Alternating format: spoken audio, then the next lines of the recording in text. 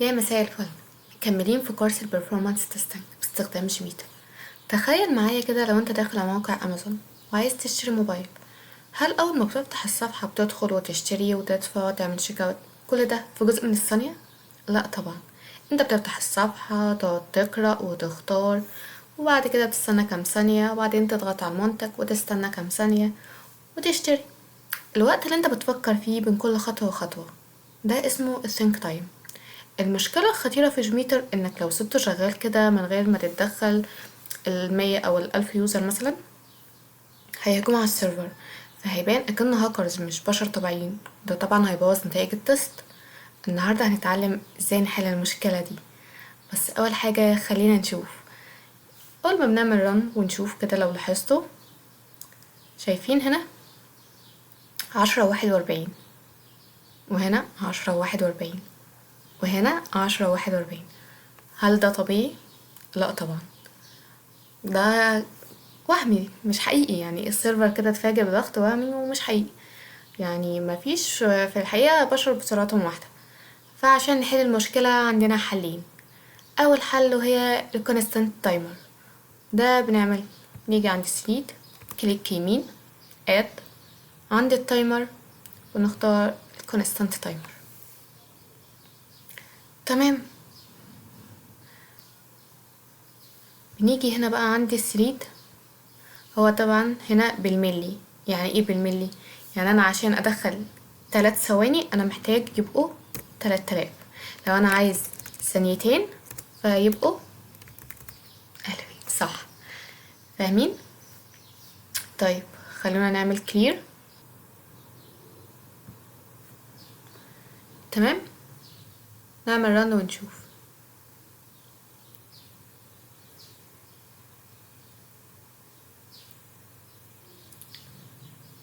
تمام، لو لاحظنا شايفين لحد هنا جميل جدا.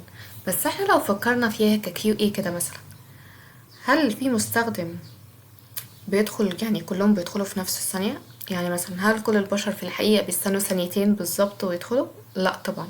يعني في يوزر سريع بيقعد ثانية ويقلب، في ممكن يوزر بطيء ممكن 3 4 ثواني عادي. يعني مش كله زي بعض، فده مش حل واقعي 100%. طيب جيميتر عايز يحللنا المشكلة دي، عشان كده هنستخدم حاجة تانية وهي اسمها يونيفورم راندوم، عشوائي. بس أول حاجة لازم نعمل disable هنا عشان نوقفه. يجي هنا كليك يمين، اد، يجي عند التايمر، وعند برضو نفس الفكرة بالملي ثانية. يعني 1000 ملي ثانية بتساوي ثانية واحدة. تمام، بس هنا لو لاحظنا اننا بقى عندنا خانتين، عندي هنا ماكسيم وهنا الكونستانت. يعني الفكرة بكل بساطة ايه؟ انا عندي هنا ده هيكون الحد العشوائي، هو مثلا 2000 اللي هو مثلا ثانيتين، وهنا الثابت الحد الأدنى الثابت اللي كده كده كل يوزر هيستناه. يعني كحد أدنى 1000 ملي ثانية اللي هو ثانية واحدة.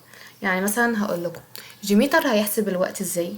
هيحسب الوقت العشوائي ما بين 1 ثانية ل3 ثواني. 3 ثواني جت ازاي؟ قلنا 1 زائد 2. يعني هنا مثلا دخلنا هنا 1000،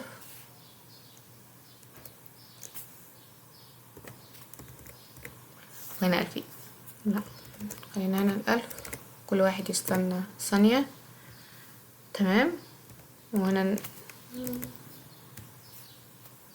نطلع، وهنا يستنى الثانيتين.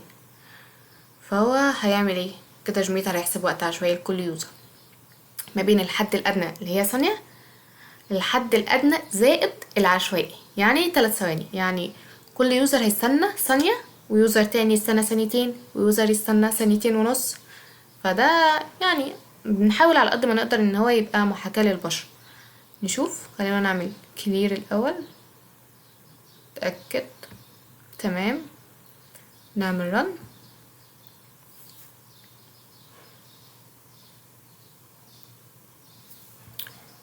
اوكي، خلينا نشوف التايم. تمام تمام تمام.